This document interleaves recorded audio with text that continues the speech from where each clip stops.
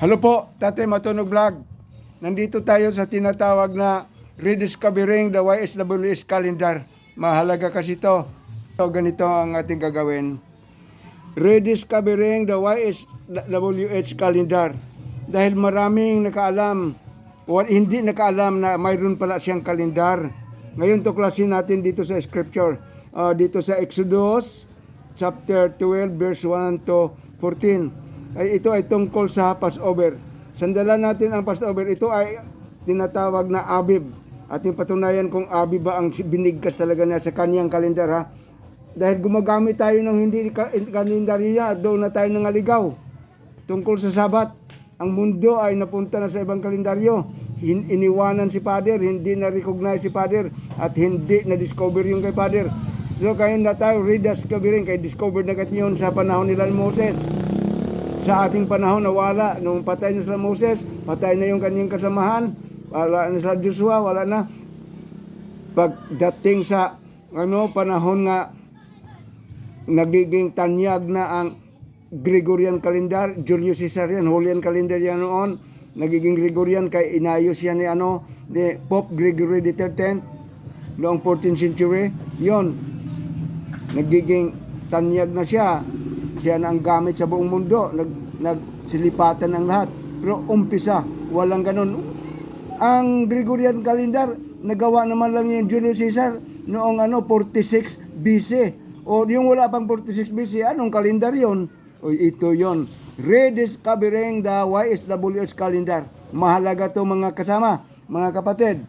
Exodus chapter 12 verse 1 to 14. Tingnan natin kung kaninong kalendar talaga. Sino ang nagsalita, sino ang nagbanggit tungkol sa mga pizza, lalo na itong Passover. Okay, punta tayo sa sa Bible. Dito tayo sa Google. Para malaman na natin, kay papunta na tayo sa kingdom. Di naman gagamitin ng Gregorian calendar sa kingdom of heaven. Dahil may calendar siya eh. Doon nga tayo nawala. Doon tayo lumayo sa kanya. Okay, dito na. Salamat bumukas. New International Version. The Passover, ito ang title. The Passover and the Festivals of Unleavened Bread. O alam natin, 7 days yun. So ito magpatunay tungkol sa kanyang kalendar. Okay, sabi ng the YSWH said, o sinong nagsabi? Si Father. At kung anak man, ang anak niya. The YSWH said to Moses and Aaron in Egypt. O doon pa to sa Egypt. Verse 2, this month is to be for you the first month of the year. The first month of the year. Okay, tingnan natin to mamaya kung ano to nga pangalan nga buwan nga galing sa kanyang bibig, ha. Hindi galing kay Moses, hindi galing kay Aaron, hindi galing sa mga children of Israel, hindi galing kay Tatay Matunog Vlog. Ulitin natin, ha, para mabigat ang dating. The YSWH said to Moses and Aaron in Egypt, this month is to be for you the first month of the year. The first month of the year. Tell the whole community of Israel that on the 10th day of this month, each man is to take a lamb. O sa suggest daw ng buwan na to nga first month of the year. Mamaya na natin kung anong pangalan yung first month of the year. Take a lamb for his family, one for his household. If any household is too small for the whole lamb, they must share one with the other nearest neighbor, having taken into account the number of people they are. You are to determine the amount of lamb needed in accordance with what each person will eat. Verse 5, the animals you choose must be year-old, male, without defect. And you may take them from the sheep or goat. Wow, pwede pala tupa, pwede rin ang kambing. Take care of them until the 14th day of the month. Malaman natin kung anong month to mamaya. When all the members of the community of Israel must slaughter them at twilight. Sa 14 na yon. Twilight sa 14 meaning 6 p.m. Then they are to take some of the blood and put it on the side of the top of their doorposts of the houses where they eat the lambs. Verse 8, the same night they are to eat the meat roasted. Wow, litson, barbecue or litson, over the fire, along with bitter herb. Wow, may bitter herb. Parang ampalaya siguro, daon ng ampalaya. And bread made without yeast. Unleavened bread ang pari sa Passover lamb, yung kambing man o tupa man. Do not eat meat with raw, wag daw magkilawin. Or boiled, wag daw ipalaga. Wag i-rikaduhan in water. But roast it over the fire with the head, legs, and internal organs. Uy, wow.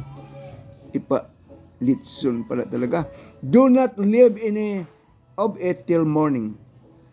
If some is left till morning, you must burn it. This is how you are to eat. This is the ordinance. This is the law of the Passover. You are to eat it with your cloak tucked into your belt, your sandals on your feet, and your staff in your hand. Paalis na nga sila sa ano. So, ito ay magiging Abib 14 na to. Mamaya malaman natin to. Tingnan natin sa kalendar niya. Eat it in haste. It is the YHWH Passover. Passover na. Wow. Anong meaning ng Passover? Ang ganda yon. Mamalaman natin dito. Kaya binanggit naman niya kung anong kahulugan ng Passover. Nagiging one word dito pero two words pala ito. Mamaya. On that same night, I will pass. Ito na yung root word ng Passover. I will pass through Egypt and strike down every firstborn of both people and animals. And I will bring judgment on all gods of Egypt. I am the YHWH. Wow. The blood will be a sign for you on the houses where you are. And when I see the blood, wow, I will pass over you. O, tingnan mo yung Passover, dalawang words na. Kanina, one word. Passover. O, nandito na, Passover. O, pero ang meaning pala niyan, I will pass over you. Lampasan ko kayo sa pagpatay. Papatayin ko ang mga firstborn animal o tao doon sa Egypt. Pero lampasan ko kayo. I will pass over you. Ay, salamat naman nga i-pass over tayo. Dapat mag-pass over tayo. Ako may mag-pass over itong ito ng February 14. February 14 na sa ating pag-discover sa kalendar niya nga malampasan naman tayo sa COVID. Malampasan tayo sa pumapatay ng mga karamdaman, sickness and diseases. Sana buhay naman tayo nga nagasunod sa Kanya. There is life in being obedient to the YHWH. There is life to follow His commandment. No destructive plague, wow, will touch you when I strike Egypt. Wala dang namamatay sa kanila. Totoo naman. This is the day you are to commemorate. O ito na yung ipa-commemorate pala yan. So dito natin malaman ngayon sa pag-discover natin kung paano ma-commemorate itong Passover, kung anong pizza to o anong buwan. Hindi pwede ito mahanap sa ibang kalendaryo dahil ang kalendaryo ng mga tao kakaiba sa kanyang kalendaryo. Sa Gregorian at saka sa kanyang kalendaryo may 11 days difference. Ang Gregorian calendar solar, base sa araw, samantalang sa kanya base sa moon, kaya lunar. So malaking diferensya dahil it took the earth solar. It took the earth to revolve around the sun in 365 days or sabi nila 366 days on leap year. Samantalang ito naman kay Father, kaya nga buwan, hindi sun. Dapat sun ang pinangalan nila sa mga buwan. Binuwan din nila. So hindi based on the moon. Kaya nga ito kay Father, it took the moon to rotate around the earth in 29 days, sometimes in 30 days, 1 month. So tama, 1 month. So 11 this differentiation for the generations to come, you shall celebrate, commemorate, celebrate it as a festivals to the YHWH, lasting ordinance. O tingnan mo, hanggang ngayon pala, wala nang nagagawa sa atin. Lasting pala ito nga magkatay tayo ng ng blameless na mga tupa o mga kambing na lamb na bata. Okay. So nalaman natin ngayon. So tingnan natin kung anong buwan nga. Anong buwan itong sinasabi niyang Passover? Okay. Anong pangalan to? Itong 14th day of that month. Anong buwan yan? Tingnan natin sa Google. Mag-Google na naman tayo sa Exodus 13 verse 4 para malaman natin. Exodus 13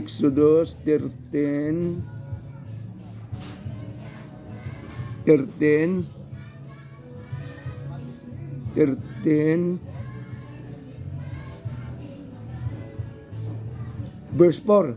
Okay, tingnan natin. Kung anong buwan ito. Ayun, bumukas. Today is the month of Abib. Si Father yung nagsalita, ha? So, hindi talaga to kalendaryo ni Moses, hindi kalendaryo ni Aaron o sa mga Israel. Galing talaga sa kanyang bibig. Sabi ni Father, today is the month of Abib. Iba ang spelling. Ang spelling natin ng Abib. Kakaiba rin, kay ganito yung ating spelling. Ganyan yung ating spelling, Abib. Pero dito naman sa New International Version, parang Tel Aviv. Aviv. Okay. No worry dahil sa spelling naman lang, pero ang tenor ng wording ay the first month of the year, Aviv or Abib. So Abib daw 'yun ang Passover 14, Abib 14 ang Passover. So ngayon tingnan na natin 'to. Ito yung ating the YHWH calendar. Sinabi talaga itong kalendaryo niya, ha? Text, Exodus chapter 16, verse 1 to 30. Ito yung natuklas na ang given kasi on the first day of the month. Ito ating nastiyan sa previous nga vlog. On the 15th day of the second month, Iyar. Okay. So natuklas, kaya dito sila pinauna nga paghakot ng mana ng tinapay sa ilang first day pa lang 16. So ang kabila niya nonik na naman 9. First day pa lang 9. 2, dahil tingnan mo, ang new moon hindi kabilang sa week. Outside siya. Pero kabilang siya sa month. Kaya minsan ang month 1 at minsan may 30, minsan 29 lang. Pag dumating sa 30 ang new moon, 29 lang yon. Pag dito sa 31 dumating, 30 yon. Dahil ang 31 nga dumating ang new moon, 1 na naman yon. So ganun yon. Maraming nagtanong. Parang sila yung tagapayo kay Father, kinurek nila, criticize niya. Bakit ganun? Dapat 7-7 kay 1 week tayo pa ang mas marunong sa kanya, no? Who is his counselor? Ikaw ba kaya mo siyang payuhan? Kaya mo siyang turuan? Ituruan mo siya. Ito yun ang kanyang gusto. Ganito ang kanyang pagkagawa. Sino ba tayo nga payuhan natin siya, sabay natin, mali yung sayo. Ang amin ang kunin, kaya dapat dito sa city. Hindi ang sa kanya dahil walang bilang to kay Holy Week din ito, holiday din ito, yung yumon. Hindi nga natin to inobserve, hindi nga natin to inonor. Kay mas marunong pa tayo sa kanya. Ay, masakit na to. Totoo naman kasi. Okay, magsalita na rin tayo ng katotohanan. Masakit kasi ang katotohanan . So, mas marunong pa tayo sa kanya at napunta na tayo, na-evolve na tayo, nadala na tayo, na-carried away na tayo kung sa ibang mga gawa-gawa lang ng tao nga kalendaryo, samantala siya pala mayroong linatag. So dito nagsabat sila si Moses. Maniwala kayo, hindi, dito nagsabat sila. Ito ay totoo na talaga. Hindi sila pwedeng hindi magsabat dito kay sila kay Father, siguradong mag-plague sila, papatay na pinatay nga ang Egyptian, sila pa kaya? At sa lahat naman sa kanila, 5 lang ang naka-Passover. Si Joshua, si Moses, hindi nga, si Miriam, si Aaron, si Joshua lang, si Caleb at yung iba, pinatay. Ang 20 years old lang ang nakatawid sa galing sa Egypt, papunta sa sa Israel, sa Canaan, sa Promised Land. So, ang mga murmurer, tulad natin nga tayo pa mas marunong sa kanya, tumanda na lang ang nangamatay doon sa ilang. So, delikado. Ang 20 years old na lang ang nakado. Dahil masunurin ang mga matanda nga galing sa Egypt, ang daming patay. Walang nakatawid nga. Ang nakatawid lang, si Caleb lang at saka Joshua at saka yung mga ibang mga bata na. Mga new generation.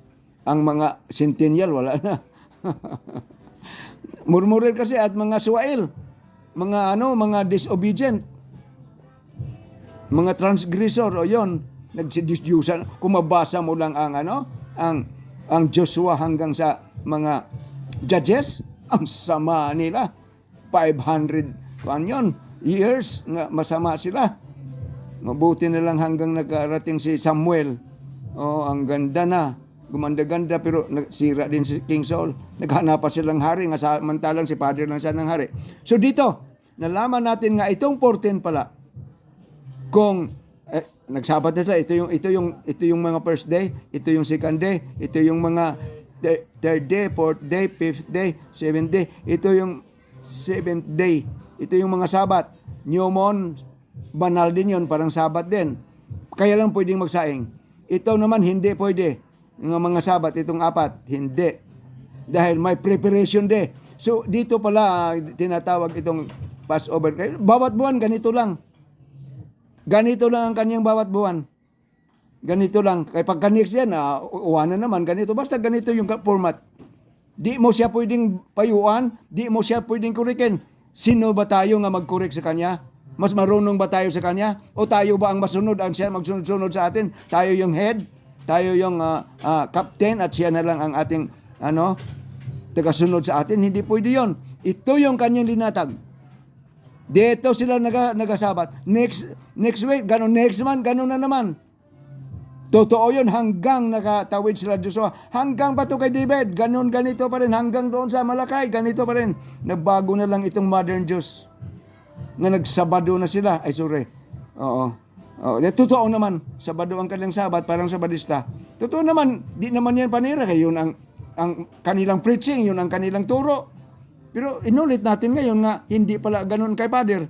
Dahil walang Lunes kay Father, walang Martes, walang Linggo, walang Lunes, Martes, Miyerkules, Huwebes, Biyernes, Sabado, hindi. Ang sa kanila, first day, second day, third day, fourth day, fifth day, sixth day, seventh day. Number 1, new moon. Ganun lang kay Father. Kung ayaw mo to, di payuhan mo siya. Ikaw tagapayo sa kanya. Mas marunong ka pa sa kanya. Mas matalino ka pa. Yan yon nga maraming nagaano nito. Maraming nagaano nito. Nag-criticize, nag-disregard. Nag-criticize. Hindi yan. Ang amin, 7-7. 7 days a week. Di nila alam nga ganun ang pagkahirang. Ang ganun ang pagka-appoint. Ganun ang pagkagawa ni Father. Dahil dito sila pinaumpisa. I-atras mo man, isulong, ganun pa rin kalabasan. I-atras natin.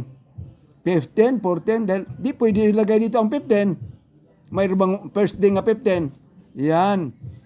So, ang first day 2. Ang second day 3, dahil ang new moon hindi kasali sa bilangan ng linggo. Ito kasing new moon, sa fourth day na ito ginawa ni Father at yung moon. Itong araw, lahat ng mga bituin. Wala siya sa first day. Mabasa natin yan sa Genesis. So, outside siya sa bilangan ng week, pero kasama siya sa pagbilang ng isang buwan. So, ganun ang pag-discover kay Father. Kaya nga, discovering the YSWH calendar. Kanyang kalendar, hindi atin. So di tayo pwedeng magsabi nga, mali yung sa iyo, Father, mali yung sa iyo, Panginoon. So mas magrunong ka pala. Sinunod nila to ni Moses. Believe din ako kay Moses, kay Aaron. Kahit ganun na lang sila, no? The best nga mga follower, the best servant si Moses. No one is like Moses. Oh, gusto kong makita si Moses. Gusto kong makita si Aaron. Kay mga ligtas yun. Gusto kong makita si David. Gusto kong makita ang mga propeta. Magkita kami someday. I want to congratulate nga, okay kayo At saka, pag magkita ko si Father, dadapa ako kahit halikan ko pa ang kanyang mga paa kung papayag siya. Kaya lang marumi ako at masama ako. Baka sana papayag siya kahit na halikan ko yung kanyang talampakan. Dahil mahal ko si Father, mahal ko ang kanyang anak, na ang Misaya, yung Masyak, yung tinatawag na Christos sa Greek word. Christos daw. Okay. So, tingnan natin ang Passover. Ito palang punta na tayo sa next nga mga wording. I-discover natin yung pag-celebrate. Paano na-celebrate ito sa Passover sa New Testament na? Punta na tayo sa Matthew. Okay. Discovering Passover celebration in the New Testament. Maganda to. Discovering na tayo. Basahin natin to. Okay. Matthew 26 verse 17 to 30. Kung paano ba, kung anong buwan ba yon? Bakit napunta na sa ibang kalendaryo? Hanggang sa kamatayan to, hanggang sa pagkabuhay para malinis upang malaman natin talaga nga mayroong kalendar pala nga sinunod ang New Testament. Ang New Testament hindi sumunod sa Gregorian. Dahil ito pa nga ang nakarating pa nga ito. Malaman naman natin ito sa kay Pablo. Kay nag-aano sila. Di sila naglayag noong Passover din. Okay. So dito tayo sa Matthew chapter 26 verse 17 to 30. Okay. Google tayo, mag-Google. Mag-Matthew tayo. Matthew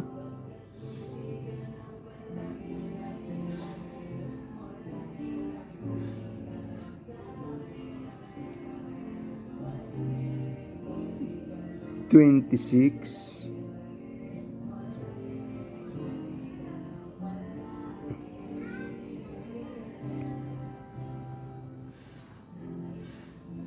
Matthew 26 verses 17 to 30. Okay.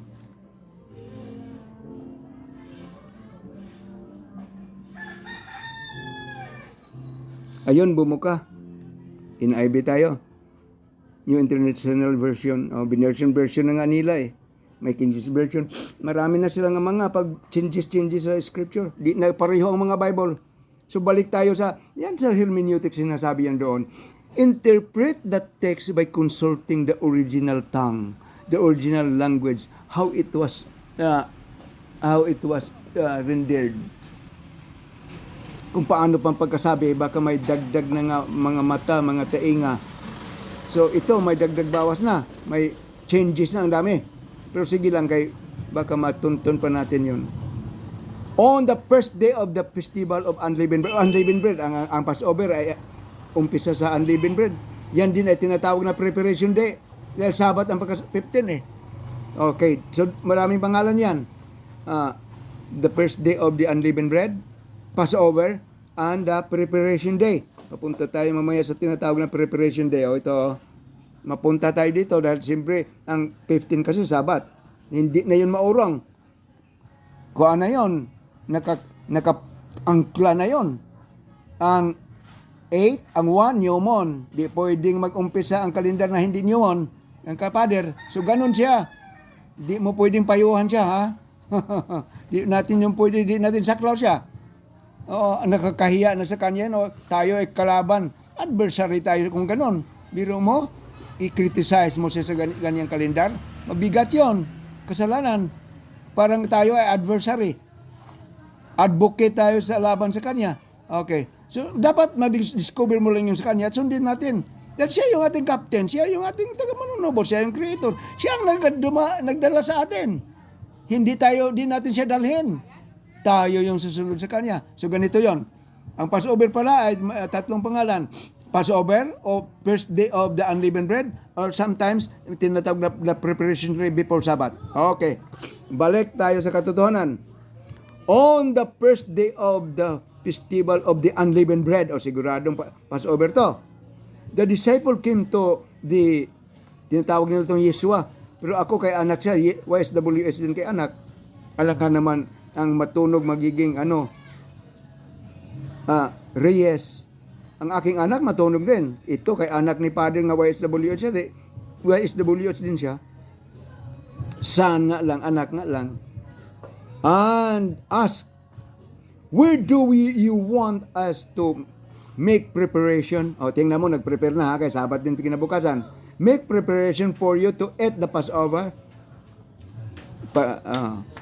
He replied, verse 18, go into the city to a certain man and tell him, the teacher says, my appointed time is near.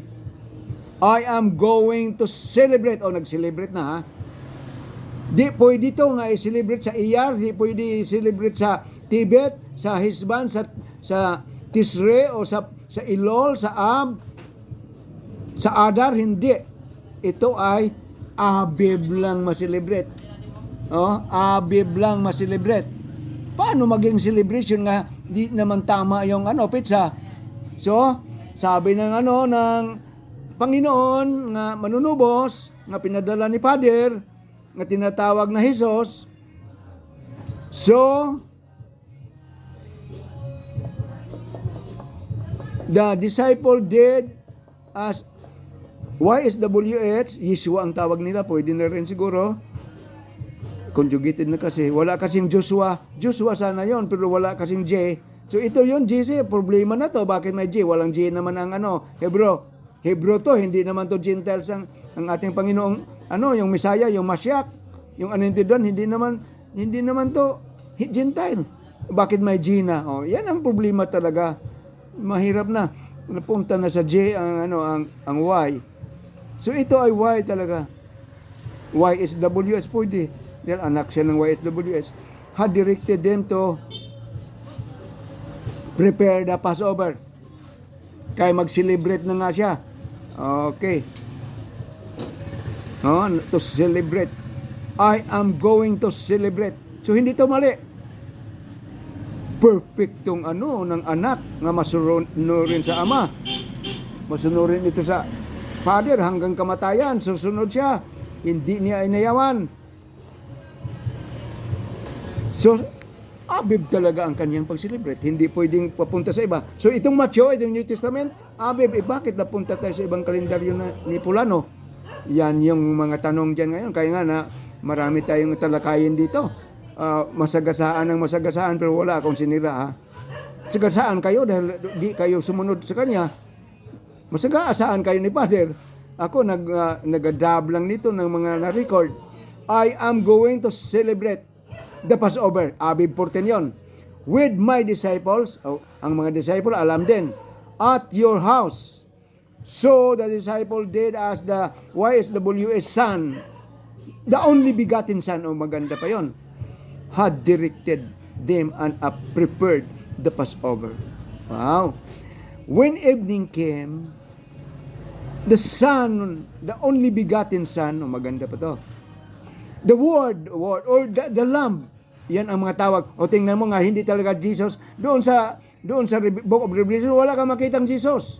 Dito sa John, chapter 1, sa chapter 3 na muna makita. Ang dito siya, Word ang pangalan niya, ang tawag sa kanya. In the beginning was the Word, and the Word was with El, God naman sa kanila. And El was El also. And the Word was El. Wala pagka verse 3 na, kaya mayroon nang nag-translate kasi ipinabago na ni Constantine the Great ang mga translation pa niya, mga hidden, mga paganismo. So ang mga dinagay nga mga wording paganismo, mga unclean words, yan yung peligro. Malaman natin yan kung talakayin na natin ang name. So the only begotten son was reclining at the table nung kain na sila ng Passover with the 12. And while they were eating, kumain na sila ng Passover unleavened bread. Kay Passover nga rod. Passover nga. He said, "Truly I tell you, one of you will betray me." Betrayal na. They were very sad and began to say to him one after another, "Surely you don't mean me, YSWS?" Panginoon, si the only begotten Son, the Word or ang Lamb. Lamb ito doon sa sa Revelation. Walang Jesus doon nga mabasa. Yun yung nagpatunay. Ang mga apostoles, di naman alam nila to kay ang apostoles, first century AD. Itong Jesus na to ay 300 AD. O di, 300 years bago to lumabas. Yan yung problema kasi. Replied the one who has dipped his hand into the bowl with me will betray me. The Son of Man. Ito maganda pa to. Siya na mismo nga, Son of Man daw siya. Ang anak sa tao, kaya anak siya ni Maria nga walang tatay, kasi father ang tatay niya nga, spirit din. Ginalagyan lang siya ng katawan para ihain nga siya. O linigtas tayo sa panahon ng Passover ha. Kay Passover siya pinatay. O tingnan mo. Passover, tayo linigtas niya. Pwede rin nga siya ang nagiging representative ng Passover. Siya ang ating Passover, pero tuloy pa na hanggang Kingdom of Heaven yung Passover. Malaman natin mamaya.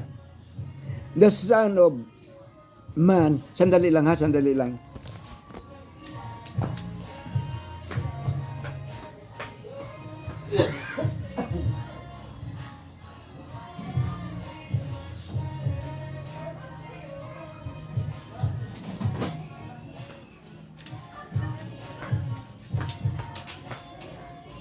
Okay po, salamat. Maraming salamat sa Okay. The Son of Man will go just as it is written. Biro mo, ang sinundan pala sa kanyang buhay dito sa mundo nga 33 and a half lang. Pag i-run off 34 years old. The Son of Man will go as just it is written about him. So, nandoon yun sa Psalms, marami yun sa Old Testament. But woe to that man who betrays the Son of Man. Itong Son of Man na tinawag ng Jesus Christ. Di naman niya inangkin nga Jesus Christ siya. Ang sabi niya, sa ako, Son of Man. Yan. It would be better for him, si Judas na to, if he would not been born. Aray. Mabuti pa daw nga hindi pinanganak si Judas. Judas nga talaga. Who does not pay? Judas. Sino dang hindi nagbayad? Ipinangalan kay Judas. Pero binayaran to ng 30 pesos. Maya na laman natin.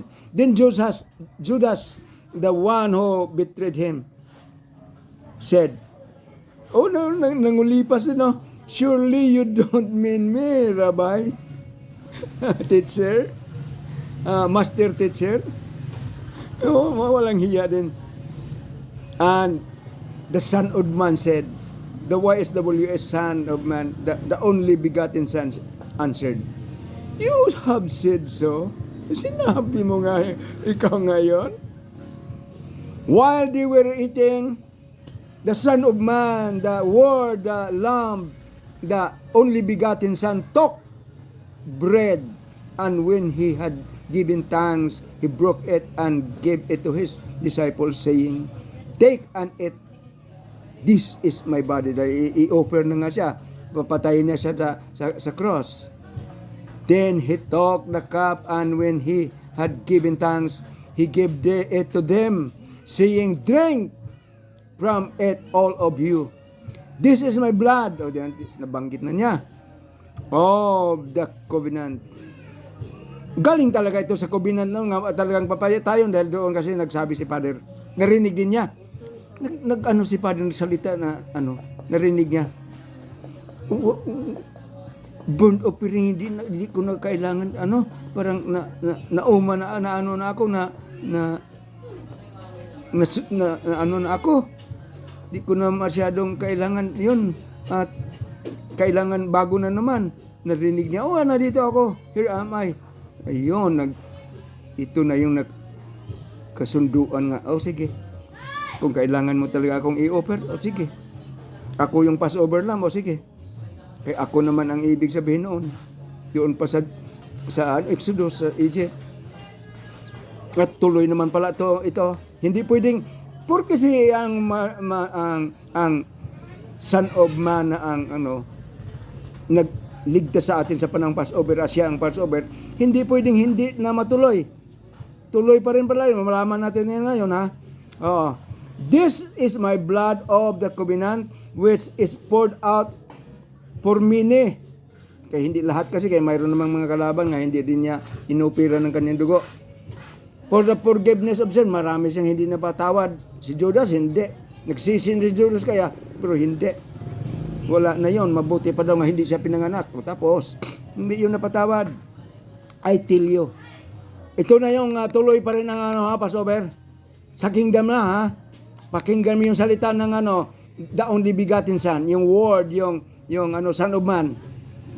I tell you, I will not drink from this fruit of wine from now on until that day when I drink it again, anew again.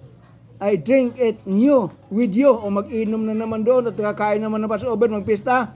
So, tama yung mga kapistahan doon. What are the doctrines and beliefs in the kingdom of heaven?